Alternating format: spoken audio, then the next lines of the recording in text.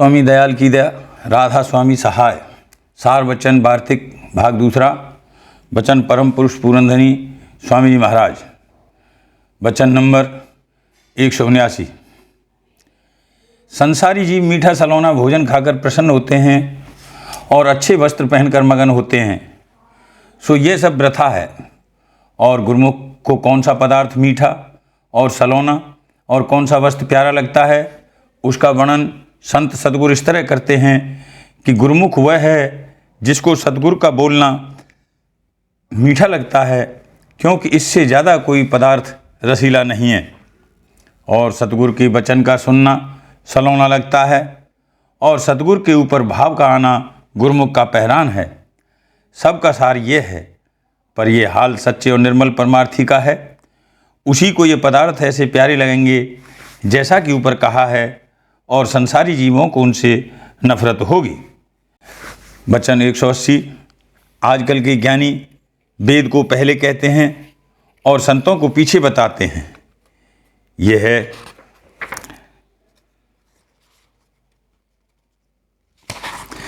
इनकी बड़ी भूल है, और सबब इसका यह है कि ये उनको संत जानते हैं कि जो वेद को पढ़कर उसके माफिक चलते हैं और जिनको कुछ थोड़ी सी साधगति हासिल हुई है। पर जो संत के वेद के कर्ता हैं, उनकी इनको बिल्कुल खबर नहीं है। जो वेद पढ़कर संत कहलाते हैं, वह इन संतों के सेवकों की भी बराबरी नहीं कर सकते हैं।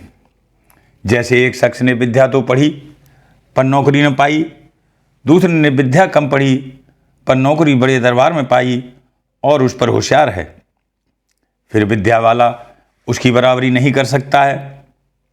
यही हाल आजकल के ज्ञानियों का है कि विद्या तो खूब पढ़ी पर नौकरी नहीं करी, यानी सतगुरु की भक्ति प्राप्त नहीं हुई।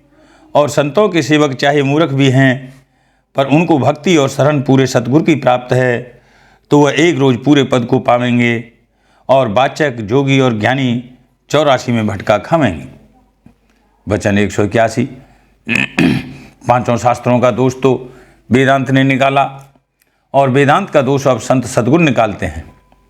सत्ययुग, त्रेता और द्वापर में इन शास्त्रों की पोल नहीं निकली, क्योंकि जब संत प्रकट नहीं हुए थे। अब कलयुग में वास्ते उद्धार जीवों के संतों ने चरण पधारे हैं, और सब मतों के दोष और गलतियों को खोलकर जनाते हैं, और सच्चा और सीधा रास्ता उद्धार का बतलाते हैं। पर जीवों की ऐसी ओछी मत है कि उनके वचन को नहीं मानते और उन पर प्रतीत नहीं लाते। गौर से मालूम होगा कि वेद मत का निश्चय भी तो पढ़कर या सुनकर किया है, कुछ कमाई उसकी नहीं करी और न कर सकते हैं, क्योंकि जो अभ्यास वेद में लिखा है उसकी कमाई इस युग में नहीं बन सकती है, और कमाई वाले पर इनको प्रतीत नहीं तो उससे जुगत कमाई की संतों की रीत से दरियाफ्त करके अभ्यास में लग सकते हैं। और जो सिर्फ पोथियों के आश्रय रहे और उन्हीं को पढ़ा किए, तो हर युक्ति उनसे हासिल नहीं होगी, पर विद्या का अहंकार पैदा होगा कि वह और भी अंतःकरण को मलिन करेगा और काबिल कमाने युक्ति के भी नहीं रहेगा। आजकल यही हाल देखने में आता है कि बातें तो बहुत सी बनाते हैं, पर कमाई कुछ भी नहीं। इस वास्ते परमार्थी जीवों को मुनासिब है कि सिवाय सतगुरु भक्ति या खोज सतगुरु के और कुछ काम न करें, क्योंकि और कोई करतूत से अंतःकरण की शुद्धि इस युग में नहीं हो सकती है।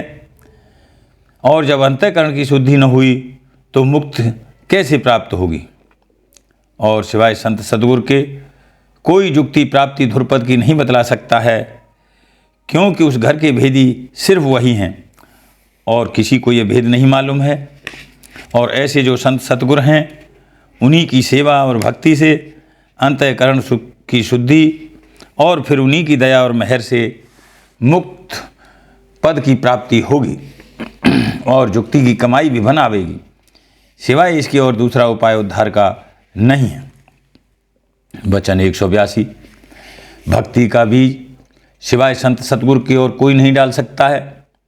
जो संत सतगुरु दयाल हैं, वही इस जीव को सीधा रास्ता बतावेंगे, और बाकी सब भरमाने और भटकाने वाले हैं। और आप ही भ्रम में पड़े हुए हैं क्योंकि गौर करो कि ईंट पत्थर के बने हुए जो मंदिर हैं और उनमें पत्थर की बनाई हुई मूर्त जिसको आप आदमी ने गढ़ा है रखकर भगवान मानते हैं और लोगों से उसको पुजवाते हैं, और जो मंदिर के मालिक का बनाया हुआ है और जिसमें वह आप आन कर बैठा है और जहाँ घंटा शंख और नाना प्रकार के बाजे हर वक्त बज रहे हैं और नित्य आरती हो रही है, उसका भेद इस जीव को नहीं बताते हैं। इसलिए ऐसे जो अंधे हैं वह आप ही भूल में पड़े हैं, वह औरों को भी रास्ता बुलाते हैं और बजाय जीवों के कार्य संभालने के उनका आकाज करते हैं। अंधा अंधे को क्या रास्ता बतावेगा। इस वास्ते कहा जाता है कि सतगुरु खोजो। जब तक सतगुरु नहीं मिलेंगे तब तक अंतर का भेद हरगिज प्राप्त नहीं होगा।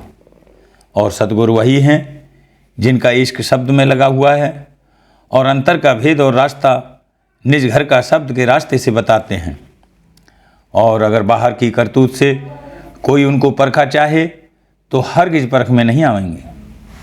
कुल जीव नादान और अंधे हैं, इनकी क्या ताकत कि संत सतगुरु जो सुझा के हैं उनको परख ले में और पकड़ ले में। अंधा सुझाके को नहीं पकड़ सकता है, पर सुझाका जिसको चाहे अपने को पकड़ा सकता है। इस वास्ते दुनिया के जीवों की ताकत नहीं है कि सतगुरु को पहचान ले में, और सतगुरु अपनी मौत से चाहें तो हर तरह से इसको जना सकते हैं। पहले इसी कदर पहचान काफ़ी है कि जो घट का भेद बतावें, शब्द मार्ग का उपदेश करें, उनको सतगुरु जाने और इतना देख लेवे कि आप भी शब्द में रत हैं या नहीं। घट का भेद सिवाय संत सतगुरु के दूसरे के पास नहीं है या जिसको उन्होंने बख्शा होगा। अतः सतगुरु किसी वाणी वचन या ग्रंथ के आश्रय नहीं है, वह आप मालिक रूप हैं। और जब तक कि घट में अभ्यास संत सतगुरु की दया और महल लेकर न करेगा तब तक निज पद को प्राप्त नहीं होगा। और संत सतगुरु की मौज है कि चाहे जिस जीव को जैसे चाहें पार करें, यानी उनकी प्रीत और प्रतीत मुख्य है। फिर चाहे वह पहले सत्संग करामें या अभ्यास शब्द का करामें, चाहे पहले सेवा में लगामें, वह सब तरह समर्थ हैं। और जो प्रसन्न हो में तो एक छिन में चाहे जो बख्श दें में, पर उनका प्रसन्न होना जरूर है। वचन 183। जिसको एक वक्त भय उठी, यानी शौक मालिक के मिलने का पैदा हुआ, जो उस हालत में सतगुरु पूरे न मिले तो वह विरह निष्फल जावेगी। अगर विरही ये दावा करे कि बिना सतगुरु के पद को पाऊंगा, ये गलत है, क्योंकि बिना सतगुरु वक्त के मिले पद का मिलना नामुमकिन है, चाहे विरही होवे या नहीं। दोनों को सतगुरु की ज़रूरत है। और जो विरह किसी कदर सच्ची भी हुई और सतगुरु पूरे न मिले तो अधूरे गुरु के साथ में जाती रहेगी। फिर जो उसको गुरु पूरा भी मिले तो उसकी चाह नहीं रहती। और जिसको विरह और प्रेम नहीं है और वह सतगुरु पूरे की शरण में आ गया तो सतगुरु दयाल अपनी दया से उसकी विरह और प्रेम बढ़ाकर काम पूरा कर देंगे। और जो अधूरे गुरु से मिला तो वह अपनी विरह के अहंकार में रहेगा और काम भी पूरा नहीं बनेगा। सब तरह से मुख्यता सतगुरु पूरे की है। इससे जानना चाहिए कि बिना उनके मिलने के किसी का कार्य पूरा नहीं हो सकता। वचन 184। सतगुरु की शरण का दर्जा बहुत ऊंचा और कठिन है। वैसे तो हर कोई कहता है कि हमने शरण ले ली।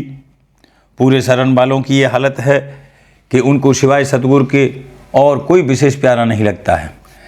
जिसकी ये हालत है उनका कहना सब दुरुस्त है।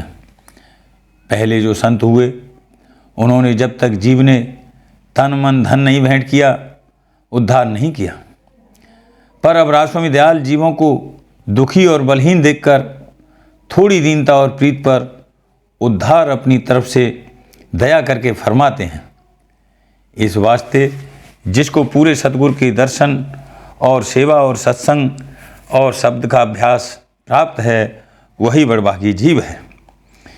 सुतदारा और लक्ष्मी सब काहू के होए, सतगुरु सेवा साध संग, कल में दुर्लभ दोए। वचन 185।